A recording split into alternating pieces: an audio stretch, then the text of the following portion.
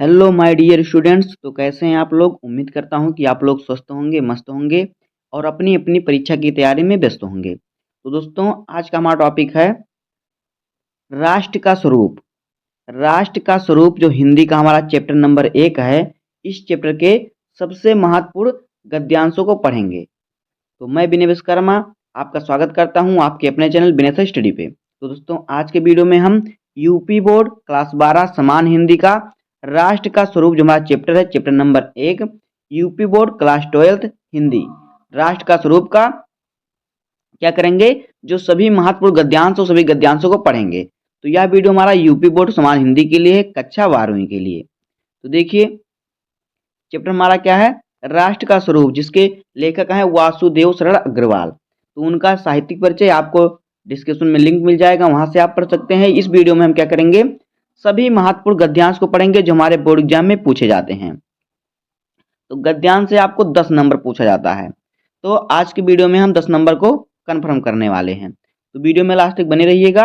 आइए वीडियो को स्टार्ट करते हैं। देखिए, पहला गद्यांश क्या इसमें दे रहा है। देखिए, पहले हम गद्यांश को पढ़ेंगे, उसके बाद उसके अंतर्गत दिए गए प्रश्नों का उत्तर लिखेंगे। जिस प्रकार से हमें बोर्ड एग्जाम में दिया रहेगा, तो हमें 5 क्वेश्चन दिए रहते हैं एक गद्यांश पर, तो हमें पांचों का आंसर लिखना रहता है। हर एक क्वेश्चन का आंसर आपको 2 नंबर पे रहेगा, यानी आपको एक गद्यांश पे 10 नंबर मिलेंगे। तो आइए देखते हैं इस चैप्टर के सबसे मोस्ट इंपॉर्टेंट गद्यांश। तो देखिए, पहला गद्यांश क्या है, पहले गद्यांश को पढ़ते हैं। भूमि का निर्माण देवों ने किया है। देवों का मतलब देवताओं ने। तो भूमि का निर्माण किसने किया है, भूमि का निर्माण देवों ने किया है। वह अनंत काल से है। उसके भौतिक रूप, सौंदर्य और समृद्धि के प्रति सचेत होना हमारा आवश्यक कर्तव्य है। भूमि के पार्थिव स्वरूप के प्रति हम जितने अधिक जागरूक होंगे, उतनी ही हमारी राष्ट्रीयता बलवती हो सकेगी। आगे देखिए, यह पृथ्वी सच्चे अर्थों में समस्त राष्ट्रीय विचारधाराओं की जननी है। जो राष्ट्रीयता पृथ्वी के साथ नहीं जुड़ी होती, वह निर्मूल होती है। राष्ट्रीयता की जड़ें पृथ्वी में जितनी गहरी होंगी, उतना ही राष्ट्रीय भावों का अंकुर पल्लवित होगा। आगे देखिए, इसलिए पृथ्वी के भौतिक स्वरूप की अधोपांत जानकारी प्राप्त करना, उसकी सुंदरता, उपयोगिता और महिमा को पहचानना आवश्यक धर्म है। तो ये हमारा गद्यांश दिया है। अब देखिए, इसके गद्यांश के अंतर्गत दिए हुए प्रश्नों को हम सॉल्व करेंगे। तो देखिए, आगे देखिए हमारा क्या दिया, इसका भाव देखिए क्या है। गद्यांश का भाव देखिए क्या है। इस पंक्तियों में लेखक ने राष्ट्रीयता के विकास हेतु राष्ट्र के महत्वपूर्ण तत्व भूमि के रूप में उपयोगिता एवं महिमा के प्रति सचेत रहने तथा भूमि को समृद्ध बनाने पर बल दिया है। ये गद्यांश का भाव है। अब देखिए, गद्यांश से संबंधित प्रश्न। तो देखिए क्या दिया है, गद्यांश से संबंधित प्रश्न। तो देखिए, पहला प्रश्न हमारा क्या है, का कह रहा है कि गद्यांश के पाठ व शीर्षक और लेखक का नाम लिखिए। तो यहाँ पे आपको क्या लिखना है, संदर्भ। तो देखिए, इसका संदर्भ किस प्रकार से हो जाएगा। देखिए उत्तर, प्रस्तुत गद्यांश सुविदित साहित्यकार डॉक्टर वासुदेव शरण अग्रवाल द्वारा लिखित राष्ट्र का स्वरूप नामक निबंध से उद्धृत है। यह निबंध हमारी हिंदी पाठ्य पुस्तक के गद्य भाग में संकलित है। इतना आपको लिखना है इसका संदर्भ, गद्यांश के पाठ और शीर्षक का नाम और लेखक का नाम। इस पर आपको 2 नंबर मिलेगा। अब देखिए, अगला क्वेश्चन क्या कह रहा है, रेखांकित अंश की व्याख्या कीजिए। तो देखिए, हमारा गद्यांश में रेखांकित अंश क्या दिया हुआ है। देखिए, यहां से दिया है जो से लेके धर्म है तक दिया है। तो हमारा रेखांकित अंश की व्याख्या करना है। तो आप यहाँ पे देखिए, अब रेखांकित अंश की व्याख्या करते हैं। तो देखिए, जो राष्ट्रीय विचारधारा पृथ्वी से समृद्ध नहीं होती, वह आधार विहीन होती है और उसका अस्तित्व अल्प समय में ही समाप्त हो जाता है। वस्तुतः हम पृथ्वी के गौरवपूर्ण अस्तित्व के प्रति जितना अधिक सचेत रहेंगे, उतना ही अधिक राष्ट्रीयता के बलवती होने की संभावना रहती है। राष्ट्रीयता का आधार जितना सशक्त होगा, राष्ट्रीय भावनाएं भी उतनी ही विकसित होंगी। अतः प्रारंभ से अंत तक पृथ्वी के भौतिक स्वरूप की जानकारी रखना तथा उसके रूप, सौंदर्य एवं उपयोगिता एवं महिमा को पहचानना प्रत्येक मनुष्य का न केवल परम कर्तव्य है अपितु उसका धर्म भी है। तो आप चाहें तो बुक लेके भी बैठ सकते हैं या फिर आप ऐसे भी याद कर सकते हैं। तो इस प्रकार से देखिए हमारा अगला क्वेश्चन क्या है। क्वेश्चन नंबर ग कह रहा है क्या, देखिए राष्ट्रीयता की जड़ें पृथ्वी में जितनी गहरी होंगी उतना ही राष्ट्रीय भावों का अंकुर पल्लवित होगा। इस पंक्ति का आशय स्पष्ट कीजिए। तो देखिए उत्तर, राष्ट्रीयता की जड़ें पृथ्वी में जितनी गहरी होंगी उतना ही राष्ट्रीय भावों का अंकुर पल्लवित होगा। इस पंक्ति का आशय यह है कि हम पृथ्वी के गौरवपूर्ण अस्तित्व के प्रति जितना अधिक सचेत रहेंगे उतना ही अधिक राष्ट्रीयता के बलवती होने की संभावना होगी। आगे देखिए, अन्य शब्दों में राष्ट्रीयता का आधार जितना सशक्त होगा राष्ट्रीय भावनाएं भी उतनी ही अधिक विकसित होंगी। इस प्रकार से इसका उत्तर हो जाएगा। तो हर क्वेश्चन पे आपके 2-2 नंबर का क्वेश्चन रहेगा। अब देखिए घ वाला क्वेश्चन क्या दे रहा है कि गद्यांश के केंद्रीय भाव पर प्रकाश डालिए। तो देखिए उत्तर, गद्यांश का केंद्रीय भाव है यह है कि इसके अंतर्गत पृथ्वी की महिमा और उपयोगिता को अत्यंत प्रभावपूर्ण ढंग से स्पष्ट किया गया है। साथ ही पृथ्वी को ही समस्त राष्ट्रीय विचारधारा धाराओं की जननी मानकर उसके गौरवपूर्ण अस्तित्व को बनाए रखने के लिए सचेत किया गया है। ये हो जाएगा इसका उत्तर। उसके बाद देखिए 5वां क्वेश्चन क्या कह रहा है, देखिए कह रहा है कि देवताओं द्वारा निर्मित भूमि के प्रति मानव जाति का क्या कर्तव्य है। तो देखिए देवताओं द्वारा निर्मित भूमि के प्रति मानव जाति का यह कर्तव्य है कि वह इस भूमि के सौंदर्य के प्रति सचेत रहे और इसका रूप किसी भी दशा में विकृत न होने दे। साथ ही प्रत्येक मनुष्य का यह भी कर्तव्य है कि वह भूमि को विभिन्न प्रकार से समृद्ध बनाने की दशा में सचेत रहे।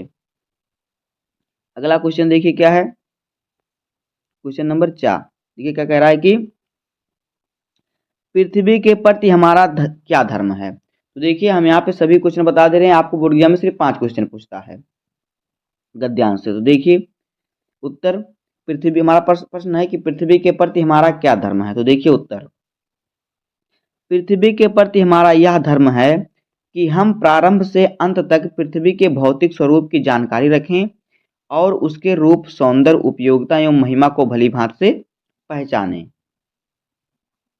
अगला क्वेश्चन देखिए क्या कह रहा है। 6 वाला क्वेश्चन कह रहा है कि राष्ट्र भूमि के प्रति हमारा आवश्यक कर्तव्य क्या है। तो देखिए इसका उत्तर क्या होगा।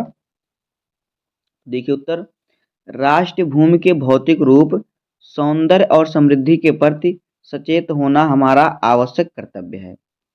उसके बाद देखिए जा वाला क्वेश्चन क्या कह रहा है कि किस प्रकार की राष्ट्रीयता को लेखक ने निर्मूल कहा है। तो उत्तर देखिए, जो राष्ट्रीयता पृथ्वी के साथ नहीं जुड़ी हो उसे लेखक ने निर्मूल कहा है। उसके बाद देखिए अगला क्वेश्चन क्या दे रहा है कि यह पृथ्वी सच्चे अर्थों में क्या है। तो देखिए यह पृथ्वी सच्चे अर्थों में समस्त राष्ट्रीय विचारधाराओं की जननी है। अब आगे देखिए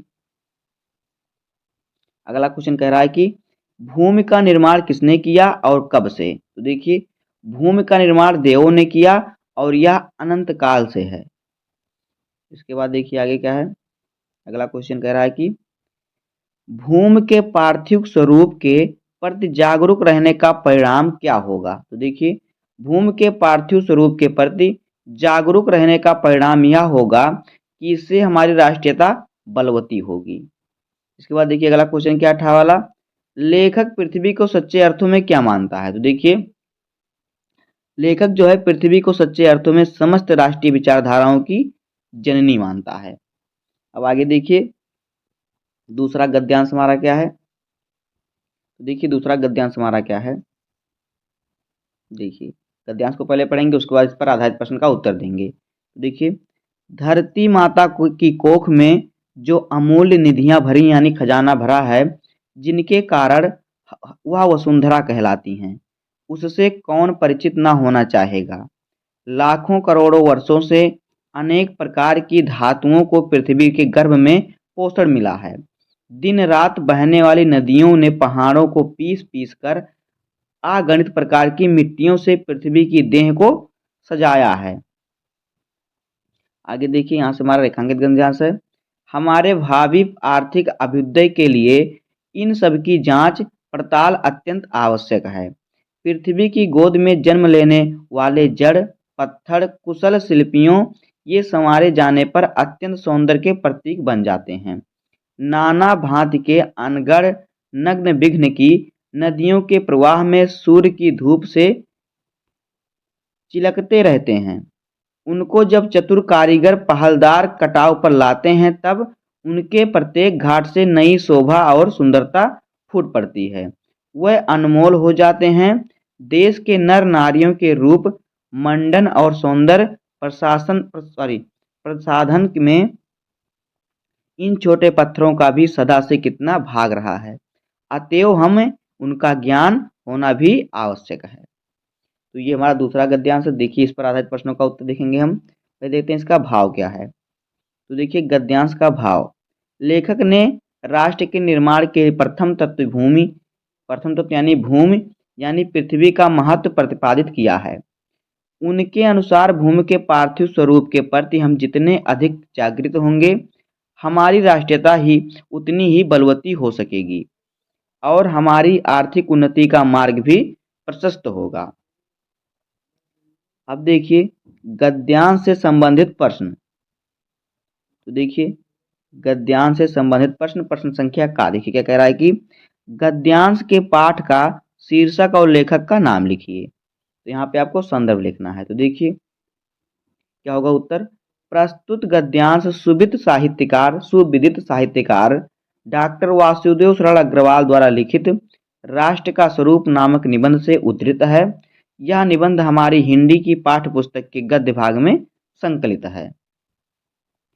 अगला क्वेश्चन है रेखांकित अंश की व्याख्या। तो देखिए, हमारा रेखांकित अंश कहाँ से कहाँ तक है। यहाँ पे देखिए, हमारे भावी आर्थिक से लेके जो हमारा रेखांकित अंश है कहाँ तक है, होना भी आवश्यक है। तो यहाँ तक हमारा रेखांकित अंश है, तो इसकी हमें व्याख्या करना है। तो देखिए, इसकी व्याख्या किस प्रकार से होगी। देखिए, हमारे देश के भावी आर्थिक विकास की दृष्टि से इन सब तथ्यों का परीक्षण परम आवश्यक है। पृथ्वी के भीतर विभिन्न प्रकार के पत्थर उत्पन्न होते हैं। उन चेतनाहीन पत्थरों को पृथ्वी के गर्भ से निकालकर कुशल मूर्तिकार और दूसरे मूर्तिकार उनसे अनेक प्रकार की मूर्तियां और अन्य वस्तुएं बनाकर उनमें प्राण फूंक देते हैं। इस प्रकार शिल्पकार के हाथों का स्पर्श पाकर ये पत्थर सौंदर्य के प्रतीक बन जाते हैं। विंध्य पर्वत से निकलने वाली नदियों की धारा में अनगिनत अनगढ़ चिकने पत्थर सूर्य की धूप में अपनी चमक बिखेरते हैं। किंतु जब इन पत्थरों को कुशल कारीगर काट कर उनमें विभिन्न प्रकार के उभार देकर किसी कृत्य की रचना करते हैं तो उसका प्रत्येक कटाव नए सौंदर्य की परिभाषा करता है। तो देखिए, जब पत्थर को कारीगर उसे काट किसी मूर्ति में बना देते हैं या किसी और सांचे में बना देते हैं तो वो अधिक सुंदर दिखाई देता है। इस सौंदर्य के कारण वह अनगढ़ पत्थर बहुमूल्य बन जाता है। अब आगे देखिए, अगला क्वेश्चन है हमारे भावी आर्थिक अभ्युदय के लिए किसकी जांच पड़ताल अत्यंत आवश्यक है। तो देखिए, हमारे भावी आर्थिक अभ्युदय के लिए यह आवश्यक है कि पृथ्वी की कोख में भरी अमूल्य निधियां, पृथ्वी में पातित अनेक प्रकार की धातुओं और पृथ्वी की देह को सजाने वाली अनेक प्रकार की मिट्टियों आदि की सही प्रकार से जांच हड़ताल परीक्षण करके देखा जाए कि वह सब किस किस दृष्टि से उपयोगी हैं हमारे लिए। देखिए, अगला क्वेश्चन क्या है। कह रहा है कि उपयुक्त गद्यांश में राष्ट्र निर्माण के किस प्रथम तत्व का महत्व दर्शाया गया है। तो देखिए उत्तर, उपयुक्त गद्यांश में राष्ट्र निर्माण के प्रथम तत्व भूमि अथवा पृथ्वी का महत्व दर्शाया गया है। अगला क्वेश्चन देखिए क्या है, धरती को वसुंधरा क्यों कहते हैं। तो देखिए उत्तर, धरती को वसुंधरा इसलिए कहा गया है क्योंकि पृथ्वी अपने में अनेक प्रकार के मूल्यवान रत्नों यानी मूल्यवान वस्तुओं को धारण किए हुए है। अगला क्वेश्चन देखिए क्या है, पृथ्वी की देह को किसने और किससे सजाया है। तो देखिए, पृथ्वी की देह को यानी शरीर को रात दिन रात बहने वाली नदियों ने पहाड़ों को पीस पीस कर अगणित मतलब अनगिनत प्रकार की मिट्टियों से सजाया है। उसके बाद देखिए अगला क्वेश्चन क्या है। अगला क्वेश्चन है कि अमूल्य निधियां कहाँ भरी हैं। तो देखिए अमूल्य निधियां धरती माता की कोख में भरी हुई हैं। तो देखिए हमारा है यूपी बोर्ड कक्षा 12 समान हिंदी का राष्ट्र का स्वरूप चैप्टर। अब देखिए इसका तीसरा गद्यांश, तीसरा सबसे महत्वपूर्ण गद्यांश देखिए क्या है। पृथ्वी और आकाश के अंतराल में जो कुछ सामग्री भरी है, पृथ्वी के चारों ओर फैले हुए गंभीर सागर में जो जलचर एवं रत्नों की राशियां हैं, उन सब के प्रति चेतना और स्वागत के नए भाव राष्ट्र में फैलने चाहिए। राष्ट्र के नवयुवकों को हृदय में उन सब के प्रति जिज्ञासा की नई किरणें जब तक किरणें नहीं फूटेंगी तब तक हम सोए हुए के समान हैं। तो देखिए इस गद्यांश का भाव क्या है। यहाँ लेखक ने राष्ट्रीय चेतना की जागृति में भौतिक ज्ञान विज्ञान के महत्व को स्पष्ट किया है। अब देखिए गद्यांश से संबंधित प्रश्न। तो देखिए गद्यांश से संबंधित प्रश्न, देखिए प्रश्न संख्या का क्या कह रहा है कि गद्यांश के पाठ और लेखक का नाम लिखिए। तो देखिए उत्तर, प्रस्तुत गद्यांश सुविदित साहित्यकार डॉक्टर वासुदेव शरण अग्रवाल द्वारा लिखित राष्ट्र का स्वरूप नामक निबंध से उद्धृत है। यह निबंध हमारी हिंदी की पाठ्य पुस्तक के गद्य भाग में संकलित है। उसके बाद देखिए दूसरा क्वेश्चन क्या है, रेखांकित अंश की व्याख्या कीजिए। तो देखिए रेखांकित अंश हमारा यहाँ पे क्या है, यहाँ पे देखिए पृथ्वी की चारों ओर से लेके सोए हुए के समान है। इसका हमें व्याख्या करना है रेखांकित अंश की। तो देखिए व्याख्या इसका क्या होगा, देखिए पृथ्वी और आकाश के बीच स्थित नक्षत्रों, गैसों एवं वस्तुओं का ज्ञान, समुद्र में स्थित जलचरों, खनिजों तथा रत्नों का ज्ञान एवं पृथ्वी के सीने में छुपी अपार संपदा की जानकारियों पर आधारित ज्ञान भी राष्ट्रीय चेतना को सबल बनाने के लिए आवश्यक है। इससे राष्ट्रीय प्रगति के लिए आवश्यक साधन प्राप्त होते हैं। इसी के फलस्वरूप नवयुवकों में राष्ट्रीय चेतना और इन सबके प्रति जिज्ञासा विकसित होती है, जिससे राष्ट्र की वास्तविक उन्नति होती है। जब तक राष्ट्र के नवयुवक जिज्ञासु और जागरूक नहीं होते, तब तक राष्ट्र को सुप्त की समझा जाता है, यानी सोया हुआ समझा जाता है। सुप्त का अर्थ होता है सोया हुआ। अब देखिए अगला क्वेश्चन क्या है। अगला क्वेश्चन है, राष्ट्रीयता की भावना के लिए किसके प्रति चेतना जागृत होनी आवश्यक है। तो देखिए उत्तर, राष्ट्रीयता की भावना के लिए आवश्यक है कि यह भावना केवल भावात्मक रूप में ही न हो, वरन राष्ट्रीयता की भावना के अंतर्गत भौतिक ज्ञान के प्रति चेतना भी जागृत हो, तभी राष्ट्रीयता की भावना सार्थक सिद्ध हो सकती है। अब देखिए अगला क्वेश्चन क्या है, क्वेश्चन नंबर घ कह रहा है कि पृथ्वी और आकाश के बीच तथा समुद्र में कौन कौन सी अपार संपदा देखने को मिलती है। तो देखिए उत्तर, पृथ्वी और आकाश के बीच अनेक नक्षत्र, विभिन्न प्रकार की गैसें आदि तथा समुद्र में जलचर, विभिन्न प्रकार के खनिज और तरल जैसी अपार संपदा देखने को मिलती है। यहाँ पे रत्न जैसी अपार संपदा देखने को मिलती है। अब देखिए अगला क्वेश्चन क्या है, क्वेश्चन नंबर 5वां। देखिए क्या कह रहा है कि राष्ट्र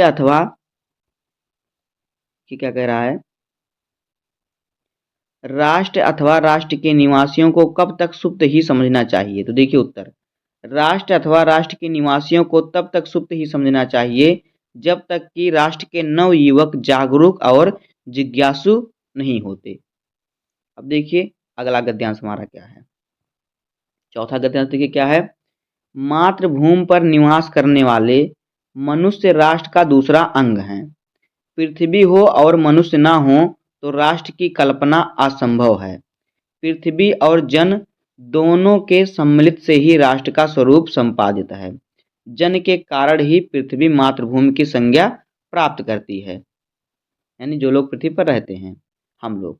पृथ्वी माता यानी धरती माता और जन सच्चे अर्थों में पृथ्वी का पुत्र है, यानी यहाँ पे रहने वाले लोग सच्चे अर्थों में क्या है, पृथ्वी का ही पुत्र हैं।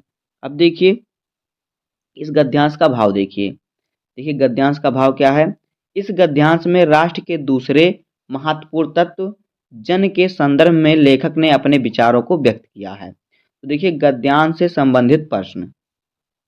देखिए पहला प्रश्न क्या कह रहा है कि राष्ट्र की कल्पना कब असंभव है? तो देखिए मनुष्य के बिना राष्ट्र की कल्पना असंभव है। दूसरा है पृथ्वी और जन लोगों दोनों मिलकर क्या बनाते हैं? तो देखिए पृथ्वी और जन दोनों मिलकर राष्ट्र का स्वरूप बनाते हैं। अगला क्वेश्चन देखिए क्या है, पृथ्वी कब मातृभूमि की संज्ञा प्राप्त करती है? तो देखिए जन के कारण यानी लोगों के कारण ही पृथ्वी मातृभूमि की संज्ञा प्राप्त करती है। अगला क्वेश्चन क्या है, रेखांकित अंश की व्याख्या कीजिए। तो देखिए हमारा रेखांकित अंश इसमें क्या है, यहाँ पे देखिए पृथ्वी और जन दोनों के, यहाँ से लेके पृथ्वी का पुत्र है यहाँ तक, तो इसका हमें व्याख्या करना है। तो देखिए इसकी व्याख्या क्या होगी, देखिए उत्तर देखिए राष्ट्र का स्वरूप का निर्माण पृथ्वी और जन दोनों की विद्यमानता की स्थिति में ही संभव है।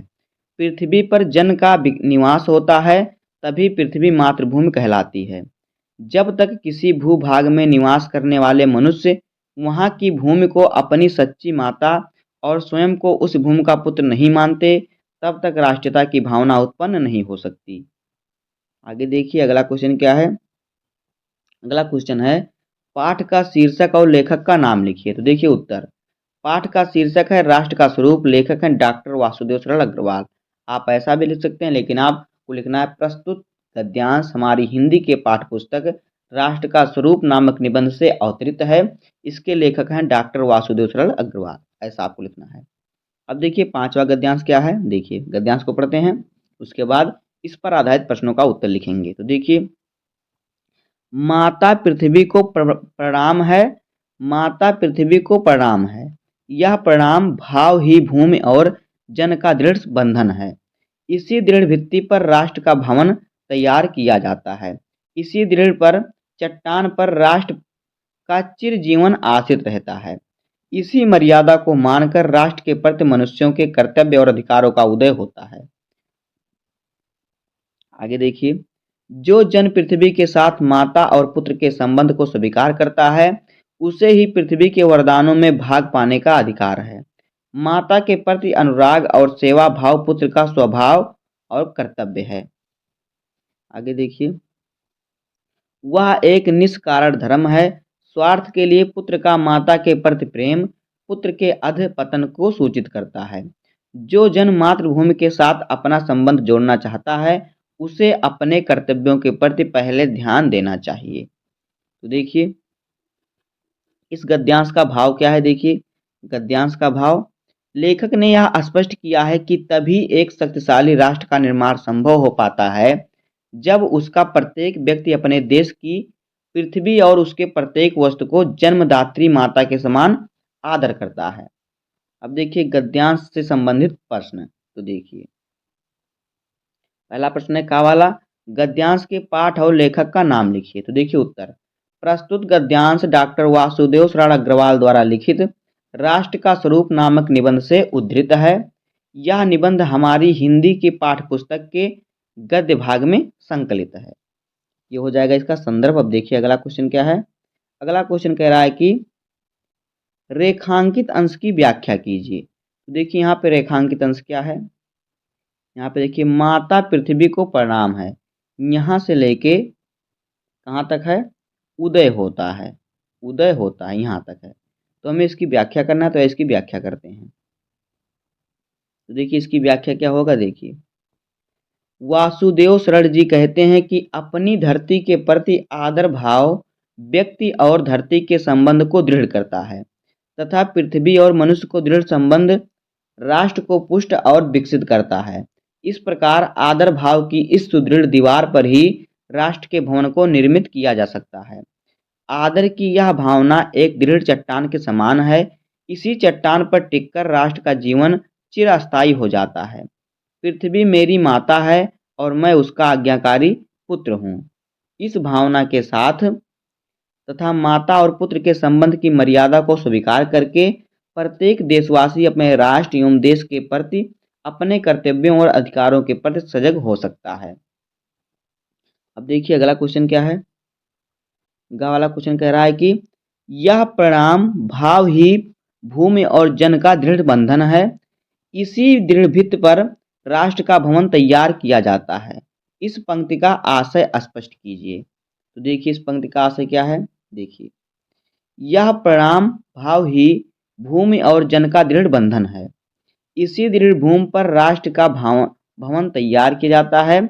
इस पंक्ति का आशय है कि अपनी धरती के प्रति आदर भाव व्यक्ति और धरती के संबंध को दृढ़ करता है और पृथ्वी तथा मनुष्य के दृढ़ संबंध राष्ट्र को पुत्र और विकसित करता है। अब आगे देखिए, इस प्रकार भाव की इस सुदृढ़ दीवार पर ही राष्ट्र का भवन निर्मित किया जा सकता है। आगे देखिए अगला क्वेश्चन क्या है, अगला क्वेश्चन कह रहा है कि पृथ्वी के वरदानों में कुछ पाने का अधिकार किसे होता है। तो देखिए उत्तर, पृथ्वी के वरदानों अथवा पृथ्वी में छिपी अपार संपदा में कुछ पाने का अधिकार केवल उन्हीं को होता है जो पुत्र धरती रूपी माता को सत्कार करते हैं।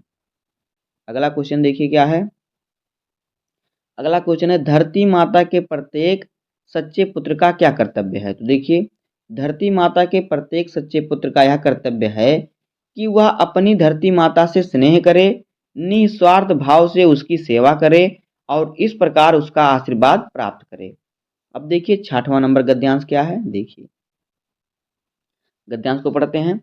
माता अपने सब पुत्रों को समान भाव से चाहती है, इसी प्रकार पृथ्वी पर बसने वाले जन बराबर हैं, उनमें ऊंच और नीच का भाव नहीं है। जो मातृभूमि के उदय के साथ जुड़ा हुआ है वह समान अधिकार का भागी है। पृथ्वी पर निवास करने वाले जनों का विस्तार अनंत है। आगे देखिए, नगर और जनपद, पुर और गांव, जंगल और पर्वत नाना प्रकार के जनों से भरे हुए हैं। ये जन अनेक प्रकार की भाषाएं बोलने वाले हैं और अनेक धर्मों को मानने वाले हैं, फिर भी ये मातृभूमि के पुत्र हैं और इस प्रकार उनका सौहार्द भाव अखंड है। आगे देखिए, सभ्यता और रहन सहन की दृष्टि से जन एक दूसरे से आगे पीछे हो सकते हैं, किंतु इस कारण से मातृभूमि के साथ उनका जो संबंध है उसमें कोई भेदभाव उत्पन्न नहीं हो सकता। आगे देखिए, पृथ्वी के विशाल प्रांगण में सब जातियों के लिए समान क्षेत्र हैं। समन्वय के मार्ग से भरपूर प्रगति और उन्नति करने का सबको एक जैसा अधिकार है। किसी जन को पीछे छोड़कर राष्ट्र आगे नहीं बढ़ सकता। अतएव राष्ट्र के प्रत्येक अंग की सुध हमें लेनी होगी। इस प्रकार से होगा एक गद्यांश। देखिए इसका भाव क्या है गद्यांश का, तो देखिए गद्यांश का भाव, यहाँ लेखक ने राष्ट्र के विभिन्न महत्वपूर्ण अंगों की विवेचना की है। यह स्पष्ट किया है कि हमें समानता का व्यवहार करते हुए अपनी धरती माता की निस्वार्थ भाव से सेवा करनी चाहिए। अब देखिए गद्यांश से संबंधित प्रश्न, तो देखिए पहला प्रश्न क्या है, पुत्रों को समान भाव से कौन रखती है। तो देखिए माता पुत्रों को समान भाव से रखती है। दूसरा क्वेश्चन है समान अधिकार का भागी कौन है। देखिए जो मातृभूमि के उदय के साथ जुड़ा हुआ है वह समान अधिकार का भागी है। अगला क्वेश्चन है पृथ्वी पर किसका विस्तार अनंत है। तो देखिए पृथ्वी पर निवास करने वाले जनों यानी लोगों का विस्तार अनंत है। अगला क्वेश्चन है घ वाला, अनंत और जनपद शब्द का अर्थ लिखिए। तो देखिए अनंत शब्द का अर्थ है जिसका अंत ना हो और जनपद का अर्थ है जिला। अब देखिए अगला क्वेश्चन है 5वां क्वेश्चन, पाठ का शीर्षक एवं लेखक का नाम लिखिए। तो यहाँ पे आप संदर्भ भी लिख सकते हैं और ऐसे भी लिख सकते हैं कि पाठ का शीर्षक राष्ट्र का स्वरूप है, लेखक डॉक्टर वासुदेव शरण अग्रवाल जी हैं। अगला क्वेश्चन देखिए, माता अपने सब पुत्रों को किस भाव से चाहती है। तो माता अपने सब पुत्रों को समान भाव से चाहती है। अब देखिए अगला क्वेश्चन क्या है, राष्ट्र के प्रत्येक अंग की सुध हमें क्यों लेनी चाहिए। तो देखिए उत्तर, किसी एक अंग को पीछे छोड़कर राष्ट्र आगे नहीं बढ़ सकता, इसलिए राष्ट्र के प्रत्येक अंग की सुध हमें लेनी चाहिए। अगला क्वेश्चन है देखिए, सौहार्द और प्रांगण शब्द का अर्थ स्पष्ट कीजिए। तो देखिए उत्तर, सौहार्द का अर्थ है भाईचारा, मैत्री का भाव तथा प्रांगण का अर्थ है सामने का खुला बड़ा भाग जैसे कि आंगन।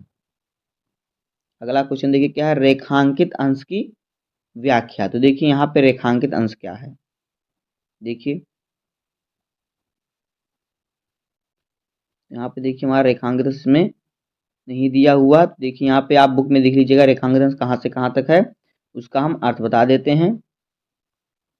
तो देखिए व्याख्या देखिए, जिस प्रकार से भाइयों में ऊंच नीच का भाव नहीं होता, उसी प्रकार से इस पृथ्वी पर रहने वाले सभी मनुष्यों भी समान भाव में रहते हैं।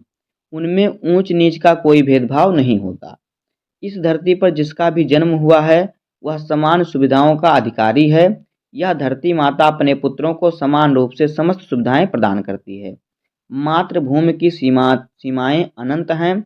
इसके निवासी अनेक नगरों, जनपदों, शहरों और गांवों, जंगलों और पर्वतों में हुए हैं। आगे देखिए यूपी बोर्ड क्लास 12 हिंदी, राष्ट्र का स्वरूप। देखिए इसका 7वां नंबर गद्यांश क्या है, देखिए जन का प्रवाह अनंत है। सहस्त्रों वर्षों से भूमि के साथ राष्ट्रीय ने तादात्म्य प्राप्त किया है। जब तक सूर्य की रश्मियां नित्य प्रातः काल भुवन को अमृत से भर देती हैं, तब तक राष्ट्रीय जन का जीवन भी अमर है। आगे देखिए, इतिहास के अनेक उतार चढ़ाव पार करने के बाद भी राष्ट्र निवासी जन नई उठती लहरों से आगे बढ़ने के लिए अजर अमर हैं। जन का संततवाही जीवन नदी के प्रवाह की तरह है, जिसमें कर्म और श्रम के द्वारा उत्थान के अनेक घातों का निर्माण करना होता है। तो इस प्रकार से गद्यांश देखिए, इस गद्यांश का भाव क्या है, देखिए गद्यांश का भाव, इसमें राष्ट्र के दूसरे अनिवार्य तत्व जन पर विचार किया गया है। राष्ट्र के निवासियों की जीवन श्रृंखला कभी समाप्त नहीं होती। उन्होंने जन जीवन की तुलना नदी के प्रवाह से की है। अब देखिए गद्यांश से संबंधित प्रश्न। तो देखिए गद्यांश से संबंधित प्रश्न क्या क्या हैं। प्रश्न संख्या का, राष्ट्रीय जन किसके साथ तादात्म्य स्थापित किया। तो देखिए राष्ट्रीय जन ने भूमि के साथ तादात्म्य स्थापित किया।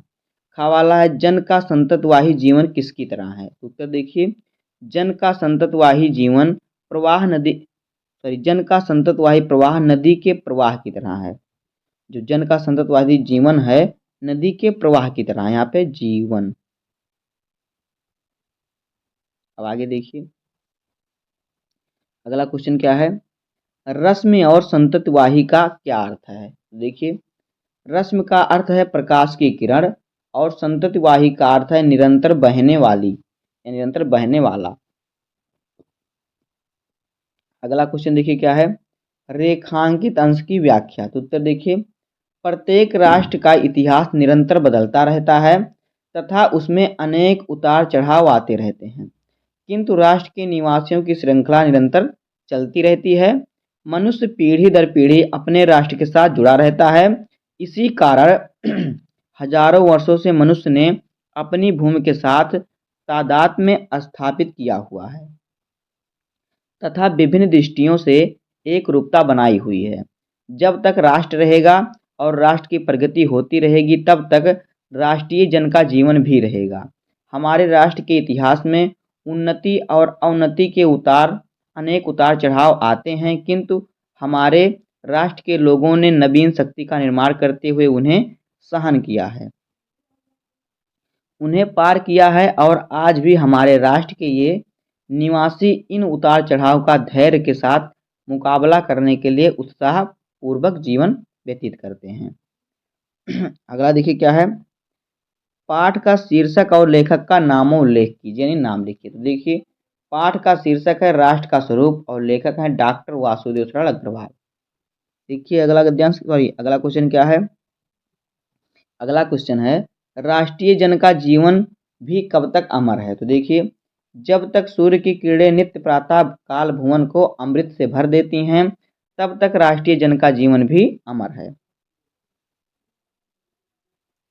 अगला क्वेश्चन देखिए, जन का प्रवाह से क्या तात्पर्य है। तो देखिए जन का प्रवाह से तात्पर्य जीवन की गतिशीलता से है।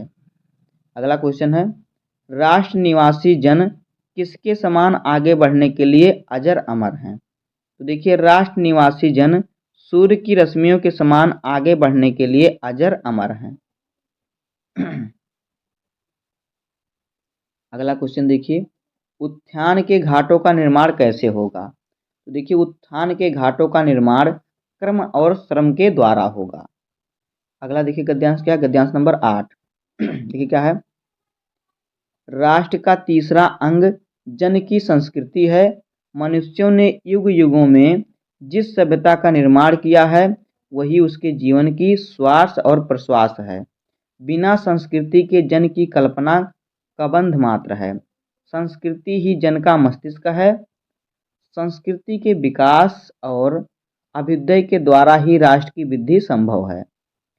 राष्ट्र के समग्र रूप में भूमि और जन के साथ साथ जन की संस्कृति का महत्वपूर्ण स्थान है। यदि यदि भूमि और जन अपनी संस्कृति से विरहित कर दिए जाएं तो राष्ट्र का लोप समझना चाहिए। जीवन के विटप का पूर्ण संस्कृति है। संस्कृति के सौंदर्य और सौरभ में ही राष्ट्रीय जन के जीवन का सौंदर्य और यश अंतर्निहित है।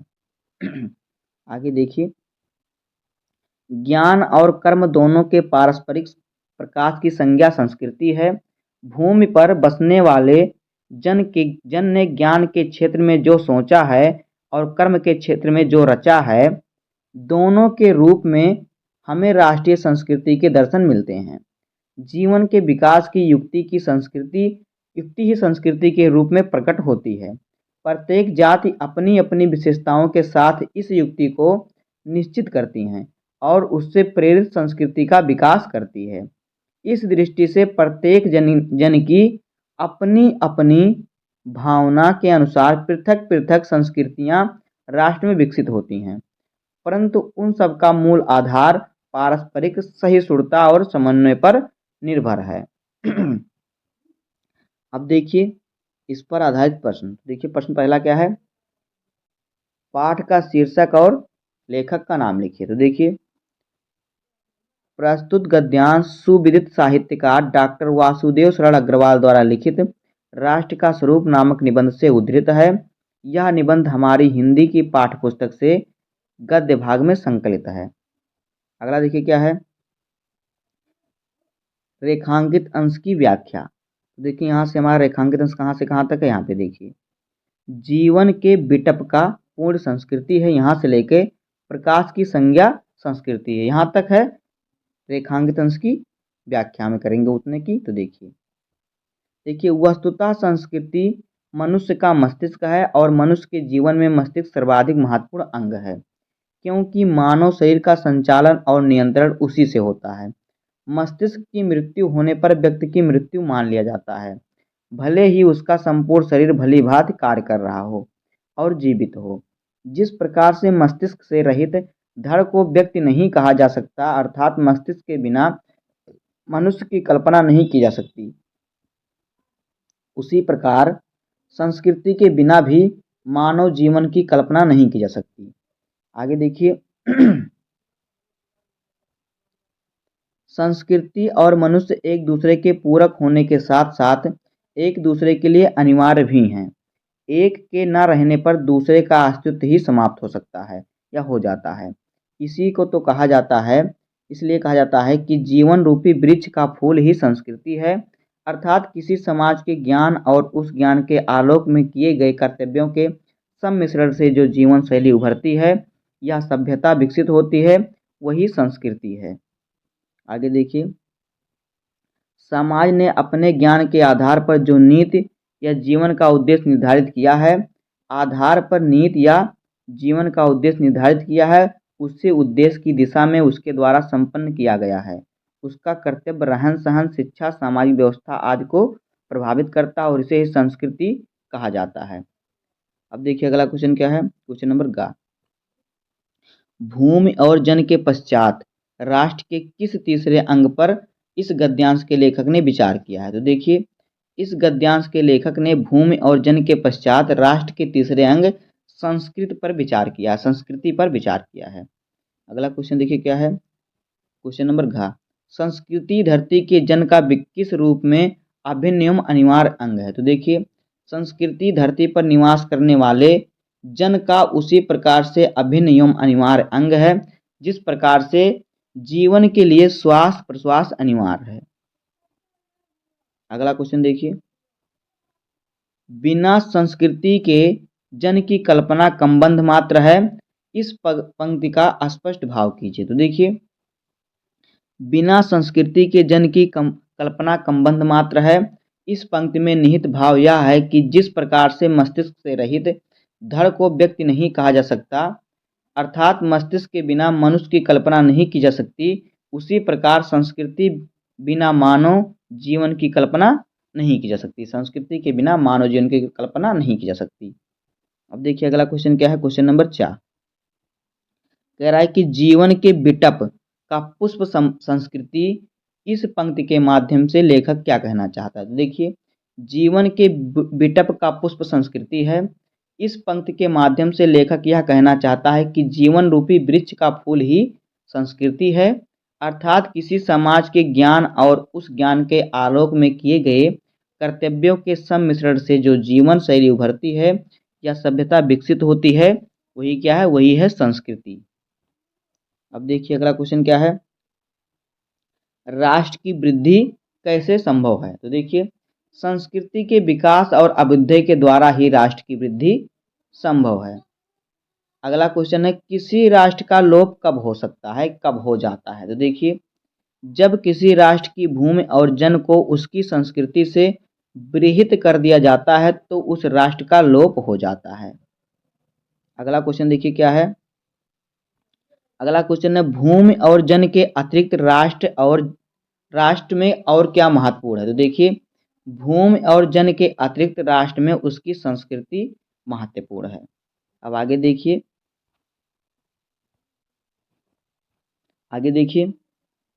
अगला हमारा है गद्यांश, गद्यांश नंबर 9। तो देखिए क्या क्या है गद्यांश, पहले गद्यांश को हम पढ़ते हैं। देखिए, जंगल में जिस प्रकार अनेक लता वृक्ष और वनस्पति अपने अदम्य भाव से उठते हुए पारस्परिक सम्मिलन से अविरोधी स्थिति प्राप्त करती है, उसी प्रकार राष्ट्रीय जन अपनी संस्कृतियों के द्वारा एक दूसरे के साथ मिलकर राष्ट्र में रहते हैं। जिस प्रकार जल के अनेक प्रवाह नदियों के रूप में मिलकर समुद्र में एक रूपता प्राप्त करते हैं, उसी प्रकार राष्ट्रीय जीवन की अनेक विधियां राष्ट्रीय संस्कृति में समन्वय प्राप्त करती हैं। समन्वय जीवन की राष्ट्र का सुखदायी रूप है। तो ये हमारा गद्यांश। देखिए इसका भाव क्या है। देखिए इस गद्यांश का भाव क्या होगा। लेखक ने यहाँ स्पष्ट करने का प्रयास किया है कि पारस्परिक सौहार्द एवं एकता की भावना पर ही किसी राष्ट्र का सुखद जीवन निर्भर करता है। अब देखिए इसका गद्यांश पर आधारित प्रश्न। तो देखिए प्रश्न पहला क्या है, कह रहा है कि गद्यांश के पाठ और लेखक का नाम लिखिए। तो देखिए, अथवा गद्यांश का संदर्भ लिखिए। तो हम संदर्भ लिखते हैं। तो देखिए, प्रस्तुत गद्यांश सुविद साहित्यकार डॉक्टर वासुदेव शरण अग्रवाल द्वारा लिखित राष्ट्र का स्वरूप नामक निबंध से उद्धृत है। यह निबंध हमारी हिंदी की पाठ्य पुस्तक में गद्य भाग में संकलित है। अगला क्वेश्चन है, रेखांकित अंश की व्याख्या। तो देखिए रेखांकित अंश हमारा यहाँ में इसमें कहाँ से कहाँ तक है। देखिए, जिस प्रकार जल के अनेक से लेकर सुखदायी रूप है, यहाँ तक हमारा राष्ट्रीय रेखांकित अंक है, इसकी में व्याख्या करना है। तो देखिए रेखांकित अंश की व्याख्या करते हैं। देखिए व्याख्या इसका क्या होगा। देखिए, जिस प्रकार विभिन्न नामों से पुकारी जाने वाली नदियां अपने पृथक पृथक अस्तित्व को भूलकर एक विशाल सागर का रूप धारण कर लेती हैं, जाकर मिल जाती हैं, उसी प्रकार कह रहा है जिस प्रकार से नदियों का कहीं गंगा नाम है, कहीं यमुना नाम है, कहीं घाघरा नाम, सभी मिलकर समुद्र में एक हो जाती हैं। तो उसी प्रकार किसी राष्ट्र के नागरिकों के लिए भी यह आवश्यक है कि वे अपनी विभिन्न संस्कृतियों का अस्तित्व बनाए रखने के लिए राष्ट्रीय संस्कृति को महत्व प्रदान करें। यदि राष्ट्रीय संस्कृति का अस्तित्व बना रहेगा तो राष्ट्र की विभिन्न संस्कृतियों का अस्तित्व भी सुरक्षित हो सकेगा। अतः राष्ट्रीय संस्कृति अथवा राष्ट्र के अस्तित्व के लिए भाषा, धर्म, जाति, संप्रदाय आदि पर आधारित भेदभावों को विस्मृत कर देना चाहिए और पारस्परिक सौहार्द एवं विविधता में एकता की भावना का परिचय देना चाहिए। इस प्रकार की समन्वयात्मक भावना के परिणाम स्वरूप ही हिंदी राष्ट्र की नागरिक सुखद एवं जीवन व्यतीत करने में सफल हो सकता है। अगला क्वेश्चन देखिए क्या है, क्वेश्चन नंबर गा। जंगल में लता, वृक्ष और वनस्पति किस अदम्य भाव के कारण अविरोधी स्थिति प्राप्त करती है? तो देखिए, जंगल में लता, वृक्ष और वनस्पति अपने अदम्य भाव से उठते हुए पारस्परिक सम्मिलन अर्थात पारस्परिक मेल जोल एवं एकता की भावना से अविरोधी स्थिति प्राप्त करते हैं। जैसे लताएं वृक्षों से लिपटी रहती हैं और वृक्ष उन्हें सहारा प्रदान करते हैं। इसी प्रकार से अब आगे देखिए अगला क्वेश्चन क्या है। देखिए देखिए अगला क्वेश्चन कह रहा है कि राष्ट्र के जन किसके द्वारा एक दूसरे के साथ मिलकर राष्ट्र में रहते हैं? तो देखिए, राष्ट्र के जन यानी राष्ट्र के लोग अपनी संस्कृति के द्वारा एक दूसरे से मिलकर साथ में रहते हैं, साथ में राष्ट्र में रहते हैं, मिलकर राष्ट्र में मतलब रहते हैं एक साथ। अब देखिए अगला गद्यांश क्या है, गद्यांश नंबर 10 कह रहा है कि साहित्य, कला, नृत्य, गीत, आमोद प्रमोद अनेक रूपों में। साहित्य का मतलब जानते हैं आप, कला, कोई भी कला हो, नृत्य का मतलब डांस, गीत का मतलब गाना गाने वाला, आमोद प्रमोद मतलब मजाकिया वाला। तो अनेक रूपों में राष्ट्रीय जन अपने अपने मानसिक भावों को प्रकट करते हैं। आत्मा का जो विश्वव्यापी आनंद भाव है वह इन विविध रूपों से साकार होता है। यद्यपि बाह्य रूप से दृष्टि से संस्कृति ये बाहरी लक्षण अनेक दिखाई पड़ते हैं। आगे देखिए, किंतु आंतरिक आनंद की दृष्टि से उनमें एक सूत्रता है। जो व्यक्ति सहृदय है वह प्रत्येक संस्कृति के आनंद पक्ष को स्वीकार करता है और उससे आनंदित होता है। इस प्रकार की उदार भावना ही विविध जनों से बने हुए राष्ट्र के लिए स्वास्थ्य कार्य है। अब देखिए इस गद्यांश का भाव क्या है। तो देखिए गद्यांश का भाव, लेखक ने यहाँ स्पष्ट किया है कि संस्कृति जीवन को आनंद प्रदान करती है। उस आनंद को मानव विविध रूपों में प्रकट करता है। जैसे कि अब यहाँ पे देखिए अगला क्वेश्चन क्या है, क्वेश्चन नंबर का उपयुक्त गद्यांश के पाठ एवं लेखक का नाम लिखिए। तो देखिए प्रस्तुत गद्यांश सुविद साहित्यकार डॉक्टर वासुदेव शरण अग्रवाल द्वारा लिखित राष्ट्र का स्वरूप नाम निबंध से अवतरित है। इसके लेखक कौन है? डॉक्टर वासुदेव शरण अग्रवाल। अब अगले देखिए अगला क्वेश्चन हमारा क्या है, रेखांकित अंश की व्याख्या कीजिए। तो देखिए यहाँ पे रेखांकित अंश क्या क्या है। यहाँ पे देखिए, यद्यपि बाह्य रूप से लेके हमारा जो रेखांकित अंश है स्वस्थ कर है यहाँ तक है, तो इसका हमें व्याख्या करना है। तो देखिए इसकी व्याख्या करते हैं, किस प्रकार से होगा। देखिए, बाह्य दृष्टि से देखने पर ये सभी भिन्न भिन्न दिखाई देती हैं, किंतु इनके अंदर मूल रूप से एक ही सूत्र, एक ही आत्मा होती है। सहृदयता से प्रत्येक संस्कृति के आनंद देने वाला पक्ष को स्वीकार करना ही राष्ट्रीयता की भावना का परिचायक है। इस प्रकार वह सभी संस्कृतियां एक सूत्र में बनती हैं और वह ही संपूर्ण राष्ट्र की समृद्ध संस्कृति में मुखरित करती हैं। किसी राष्ट्र के सबल अस्तित्व के लिए इस प्रकार की एक सूत्रता आवश्यक है। अब देखिए अगला क्वेश्चन क्या है। अगला क्वेश्चन है, राष्ट्रीय जन किन रूपों में अपने मानसिक भावों को प्रकट अथवा राष्ट्रीय जन अपने मानव भावों को किन रूपों में प्रकट करता है? तो देखिए उत्तर, राष्ट्रीय जन साहित्य, कला, नृत्य, गीत, आमोद प्रमोद आदि अनेक माध्यम से अपने मानसिक भावों को प्रकट करता है। देखिए कई लोग कलाकार हैं जो लोग गाना गाते हैं, डांस करते हैं, कोई लोग साहित्य का जो लोग कविताएं लिखते हैं, गीत लिखते हैं और नाटक लिखते हैं, नृत्य बहुत लोग डांसर हैं, गीत बहुत लोग गायक हैं, आमोद प्रमोद बहुत लोग कॉमेडियन हैं। अब देखिए अगला क्वेश्चन क्या है। अगला क्वेश्चन है, आत्मा का विश्वव्यापी आनंद भाव किस रूपों का स्वीकार होता है? जो आत्मा है उसका विश्वव्यापी आनंद भाव किन रूपों में साकार होता है? तो देखिए, आत्मा का विश्वव्यापी आनंद भाव संस्कृत के विभिन्न माध्यमों जैसे कि साहित्य, कला, नृत्य, गीत, आमोद प्रमोद आदि रूपों में साकार होता है। अगला क्वेश्चन देखिए क्या है। अगला क्वेश्चन है, संस्कृति के आनंद पक्ष को स्वीकार करते हुए कौन आनंदित होता है अथवा प्रत्येक संस्कृति के आनंद पक्ष को कौन स्वीकार करता है? लिखिए। तो देखिए, प्रत्येक संस्कृति के आनंददायी पक्ष को स्वीकार करते हुए वही व्यक्ति आनंदित होता है जो सहृदय है, अर्थात जो अच्छे, उदार और व्यापक दृष्टि वाले हैं। वे किसी भी संस्कृति के उपयोगी, महत्वपूर्ण अथवा आनंददायी पक्ष को सहजता से स्वीकार कर लेता है और ऐसा करने से उन्हें आनंद की प्राप्ति होती है। अब देखिए अगला क्वेश्चन क्या है।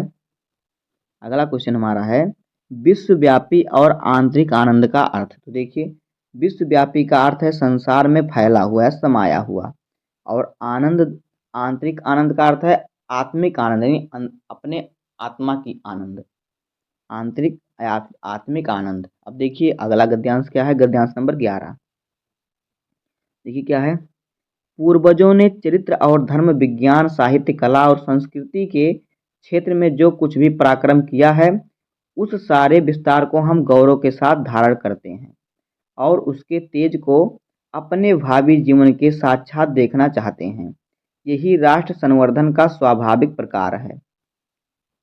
आगे देखिए, जहाँ अतीत वर्तमान के लिए भार रूप नहीं है, जहाँ भूत वर्तमान को जकड़ नहीं रखना चाहता, वरन अपने वरदान से पुष्ट करके उसे आगे बढ़ाना चाहता है, उस राष्ट्र का हम स्वागत करते हैं। देखिए इस गद्यांश का भाव क्या है। देखिए गद्यांश का भाव, लेखक ने राष्ट्र के सांस्कृतिक परिवंश पर प्रकाश डालते हुए स्पष्ट किया है कि किसी भी राष्ट्र की उन्नति के लिए यह आवश्यक है कि हम प्राचीन इतिहास से जुड़कर ही भावी उन्नति की दिशा में प्रयास करें।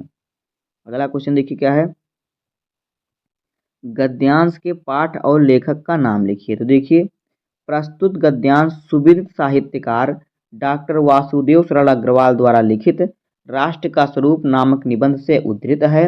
यह निबंध हमारी हिंदी की पाठ्य पुस्तक के गद्य भाग में संकलित है। देखिए अगला क्वेश्चन क्या है, रेखांकित अंश की व्याख्या। तो देखिए रेखांकित अंश हमारा कहाँ से कहाँ तक है, यहाँ पे देखिए पूर्वजों ने चरित्र और धर्म से लेके धारण करते हैं, यहाँ तक हमारा जो है रेखांकित अंश है, इसकी व्याख्या में करना है। देखिए सांस्कृतिक परिवेश विकास की एक पद्धति है। हमारे पूर्वजों ने चरित्र, धर्म, विज्ञान, साहित्य, कला और साहित्य के क्षेत्र में उन्नति की है, पर उस पर गर्व करते हुए हम उसे राष्ट्र की विभूति के स्वीकार में करते हैं। प्राचीनता प्राचीनता के प्रति गौरव की भावना से हमारे मन में भावी प्रगति हेतु प्रबल आकांक्षा का उदय हुआ है। इस आकांक्षा को हम अपने भावी जीवन में साकार होता हुआ देखने चाहते हैं। हमारी कामना होती है कि इस गौरव को हम अपने जीवन में उतारें और भविष्य को पुष्ट बनाएं। यही राष्ट्र के विकास का स्वाभाविक अंग है। अगला क्वेश्चन देखिए, अगला क्वेश्चन है हम गौरव के साथ किसे धारण करते हैं। तो देखिए हमारे पूर्वजों ने अपने महान चरित्र का उदाहरण प्रस्तुत करके धर्म, विज्ञान, साहित्य, कला और संस्कृति के क्षेत्र में जो उल्लेखनीय कार्य किए हैं, उन्हें हम समग्र रूप में गौरव के साथ क्या करते हैं, धारण करते हैं, यानी मानते हैं उन्हें अपना हम। आगे देखिए अगला क्वेश्चन क्या है। अगला क्वेश्चन है हमारे पूर्वजों ने संस्कृति के किन क्षेत्रों में अपना पराक्रम दिखाया है। तो देखिए हमारे पूर्वजों ने संस्कृति के धर्म, कला, साहित्य और विज्ञान आदि क्षेत्रों में अपने चरित्र को महान बनाने की दृष्टि से अपना पराक्रम दिखाया है। अगला क्वेश्चन देखिए, अगला क्वेश्चन है हम अपने भावी जीवन में किसे साकार होता हुआ देखना चाहते हैं। तो देखिए प्राचीनता के प्रति गौरव की भावना से हमारे मन में भावी प्रगति हेतु प्रबल आकांक्षा का उदय होता है। इस आकांक्षा को ही हम अपने भावी जीवन में साकार होता हुआ देखना चाहते हैं।